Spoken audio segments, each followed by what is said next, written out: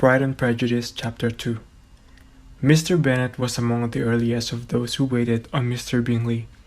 He had always intended to visit him, though to the last always assuring his wife that he should not go.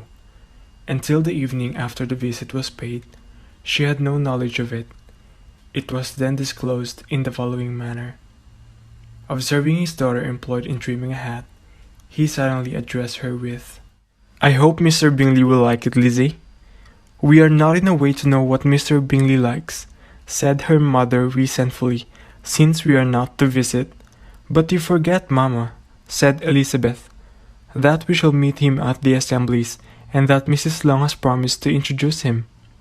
"I do not believe Mrs. Long will do any such thing. She has two nieces of her own. She is a selfish, hypocritical woman, and I have no opinion of her."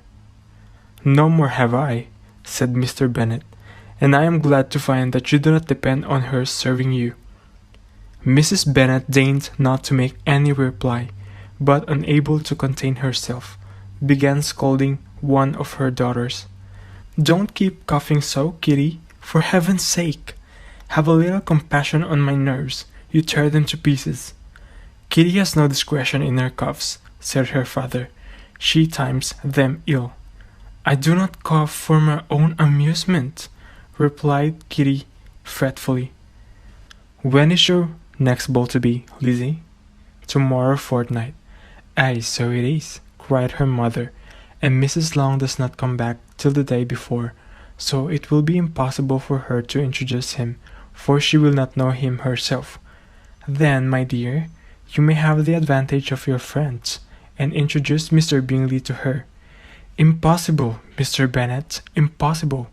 When I am not acquainted with him myself, how can you be so teasing?" "I honor your circumspection. A fortnight acquaintance is certainly very little. One cannot know what a man really is by the end of a fortnight. But if we do not venture, somebody else will, and after all, Mrs. Long and her nieces must stand their chance, and therefore, as you will think it an act of kindness, if you decline the office, I will take it on myself." The girls stared at their father. Mrs. Bennet said only, "Nonsense! Nonsense!" "What can be the meaning of that emphatic exclamation?" cried he. "Do you consider the forms of introduction, and the stress that is laid on them, as nonsense? I cannot quite agree with you there. What say you, Mary? For you are a young lady of deep reflection, I know, and read great books, and make extracts." Mary wished to say something very sensible, but knew not how. While Mary is adjusting her ideas, he continued, "Let us return to Mr. Bingley." "I am sick of Mr. Bingley," cried his wife. "I am sorry to hear that, but why did you not tell me so before? If I had known as much this morning, I certainly would not have called on him. It is very unlucky, but as I have actually paid the visit, we cannot escape this acquaintance now." The astonishment of the ladies was just what he wished, that of Mrs. Bennet perhaps surpassing the rest. Though when the first tumult of joy was over, she began to declare that it was what she had expected all the while. "How good it was in you, my dear Mr. Bennet! But I knew I should persuade you at last. I was sure you loved your girls too well to neglect such an acquaintance. Well, how pleased I am! And it is such a good joke too, that you should have gone this morning and never said a word about it till now." "Now, Kitty, you may cough as much as you choose," said Mr. Bennet, and as he spoke, he left the room, fatigued with the raptures of his wife. "What an excellent father you have, girls," said she, when the door was shut.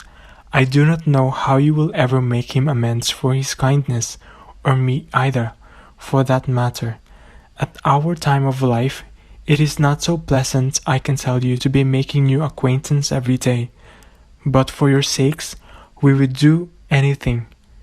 Lydia, my love, though you are the youngest, I dare say Mr. Bingley will dance with you at the next ball." "Oh," said Lydia stoutly, "I am not afraid, for though I am the youngest, I am the tallest." The rest of the evening was spent in conjecturing how soon he would return, Mr. Bennet's visit and determining when they should ask him to dinner.